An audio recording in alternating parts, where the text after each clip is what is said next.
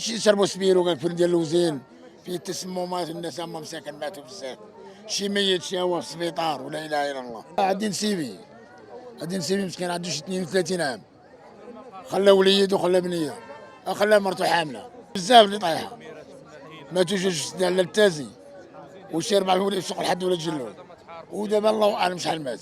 هو دابا اللي ميت انا ما عرفتش شحال من واحد ما يخرجوا. والله يرحمه وليدي والله يوسع عليه والله يرحمه والله ارضي عليك وانا راضيه عليك. وعدو 17 طالع في 18 وعدو 18 دخلوني عذاب.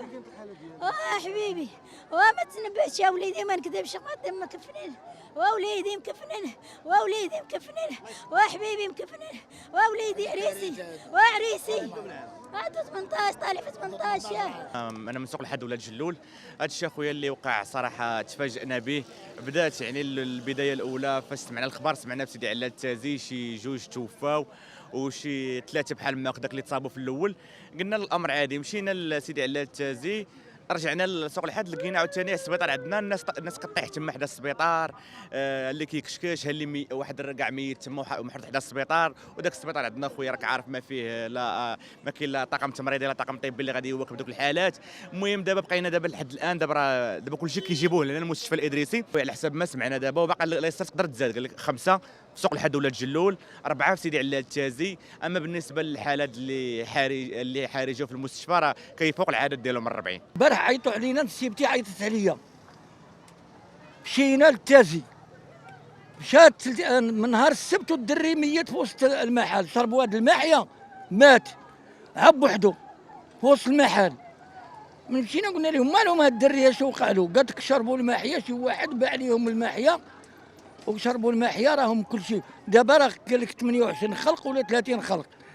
هي واحد منهم دابا هو داز دابا جابوه هو جابوه لهنايا مع ولد نسيبتي النيت. ولدي في عمره 30 عام مني جا من اسبانيا هذه مده 3 شهور هو مع وليداته والد بنيه يلا ولدت عندها 3 شهور ومقابلها وقابلنا احنا والديه وبخير وعلى خير.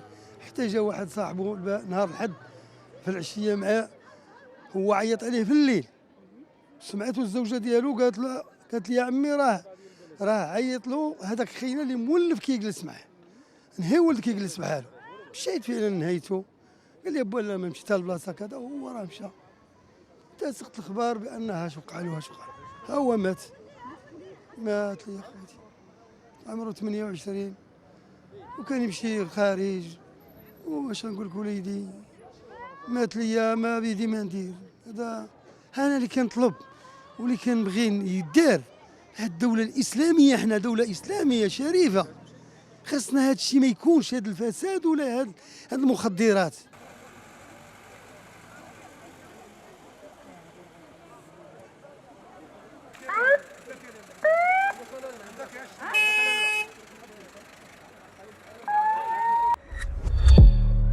ما تنساش تشترك في القناة وتفعل الجرس باش يوصلك جديد الفيديوهات من هسبريس.